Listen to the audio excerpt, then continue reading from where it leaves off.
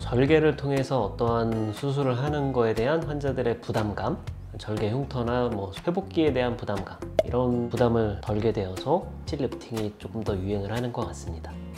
비수술적인 리프팅 시술 중에서는 레이저가 있고 실 리프팅이 있고 여러 가지 다양한 방법이 있겠지만, 레이저는 즉각적인 효과보다는 시간이 지나면서 탄력이 좋아진다, 약간의 개선 효과가 있다, 이 정도의 효과를 보여주기 때문에 눈에 보이는 효과를 원하시는 분들에게는 당연히 실 리프팅이 훨씬 더 좋은 결과를 나타낸다고 할 수 있습니다.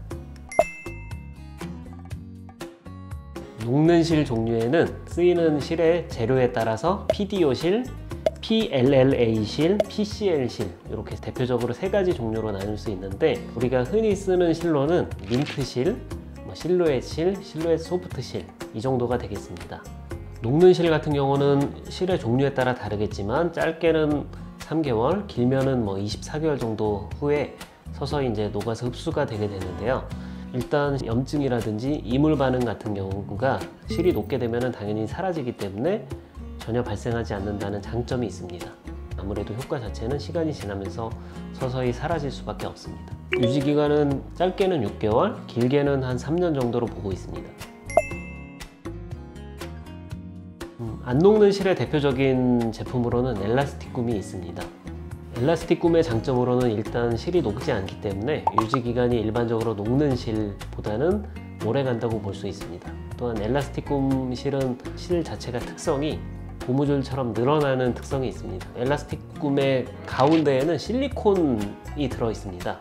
실리콘을 폴리에스터로 감아놓은 것 뿐입니다. 그래가지고 실질적으로는 그 가운데에 있는 실리콘, 그게 주 역할을 하는 거고요. 피부 타입과 좀 비슷하다는 장점이 있어가지고 예를 들어서 고개를 돌린다든지 표정을 짓는다든지 이럴 때 같이 실이 늘어나기 때문에 조금 더 자연스러운 모습을 보여줄 수 있습니다. 엘라스틱굼의 단점이라고 하면은 녹지 않는 실이기 때문에 매우 드물긴 하지만 실에 염증이 생긴다든지 그런 문제로 제거를 해야 되는 경우가 있을 수 있습니다.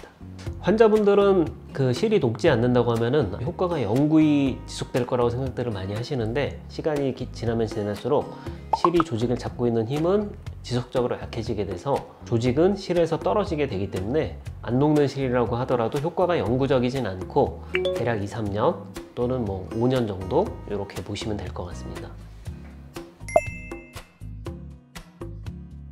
환자들은 녹는 실을 아무래도 조금 더 선호하는 편이긴 하고요. 녹지 않는다는 거에 대한 부담감도 있고요. 엘라스틱굼 실 자체가 조금 가격대가 높다 보니까 시술하는 병원들에서 엘라스틱굼보다는 아무래도 녹는 PDO 실 자체가 훨씬 더 많이 보편화되어 있기 때문에 녹는 실을 조금 더 선호하는 경향이 있긴 합니다. 저는 가장 좋아하는 게 이중턱, 이 목 쪽은 엘라스틱굼으로 높이고 이 얼굴 쪽은 민트 실을 이용해서 높이는 그러한 시술을 가장 선호하고 있습니다. 목은 가동 범위가 워낙 넓기 때문에 많이 움직이기 때문에 엘라스틱굼처럼 탄성 있는 실을 사용하는 게 좋다고 생각을 하고요. 얼굴 같은 경우는 한 부분으로 이 벡터를 당겨주게 되면은 그쪽으로 조직이 뭉치는 현상이 발생합니다. 이거를 적절히 배분하기 위해서는 여러 가지 벡터의 방향으로 위치를 변경시켜줘야 됩니다. 이러한 위치를 변화시키는 데에는 민트 실이 훨씬 더 효과적이기 때문에, 그래서 얼굴에는 민트, 목에는 엘라스틱굼 이렇게 혼합해서 사용을 하고 있습니다. 실이 삽입되어 있는 층과 레이저 리프팅이 작용하는 층은 서로 다르기 때문에 실 리프팅을 한 후에 레이저 리프팅을 한다고 해서 뭔가 문제가 생기는 건 아니니까 주기적인 관리 차원에서 레이저 리프팅을 지속적으로 받는 거는 저는 좋다고 생각합니다. 좀 실 리프팅 후에 자리를 잡을 때까지 좀 기다려보고 붓기 빠지는 거랑 좀 보고, 제 생각에 한 달 정도 지나면 하셔도 될 것 같습니다.